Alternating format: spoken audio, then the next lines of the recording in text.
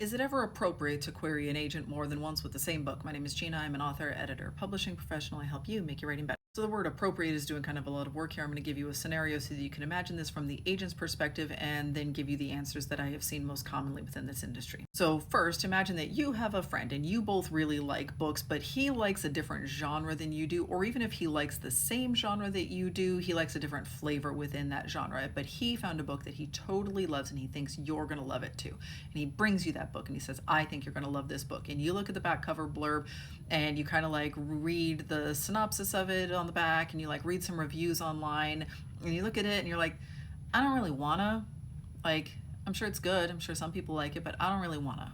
And he says, okay, all right, fair enough. All right, I'm not going to make you read my book. Like, we're friends. We can continue to be friends even if we don't read the same book. But then he comes back like a year later and he's like, dude, you gotta read this book. I'm telling you, you're gonna love it. And then you kind of take another look at it again and it's got a new cover on it, but you're like, I still don't wanna. And you do that again and again. Are you really gonna wanna read that book? Like, you might read it at some point, but it's probably going to be more with a like, fine, okay, I'll read it. Like, that's fine. You wore me down. Are you ever going to be really enthusiastic about reading that book? But you like this friend, you guys have a lot of tastes in common, but you just didn't want to read it for whatever your reasons are. You don't have to justify that to anyone. This is a little bit like what it feels like when an agent gets queried with the same book over and over again, where they're like, okay, I can see that you made some changes to it, but I already said I don't want to read that one. I would rather see a new book. And that is the answer that literary agents will give, and I have seen them give it here on TikTok. I have seen them give this answer at panels. I have heard them talk about it in staff meetings. This is the answer that they give.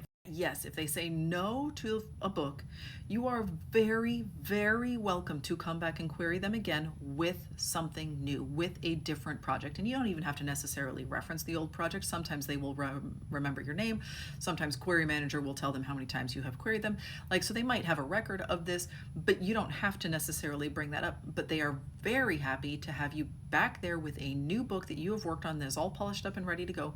They would prefer that way more than seeing the same book reworked. And part of this that people don't really think about is that if you won't let go of that first book, what happens if that book doesn't sell? Let's say that you do get an agent with it, that you revise it enough times and you go back out and somebody says yes and you get an agent, you go out on submission. What happens if that book doesn't sell?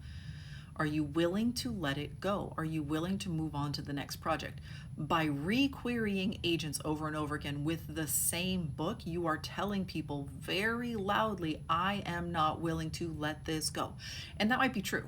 And that might be the book that you are willing to stake your entire career on, and that's great. And so if that's the way that you feel about this book, then yeah, go ahead and do what it is that you're going to do.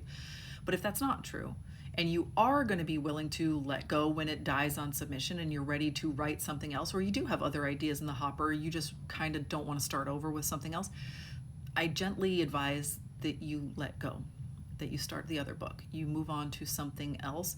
Starting over is scary, especially when doing it the first time was so hard. Now you know how hard it is and you have to do it again.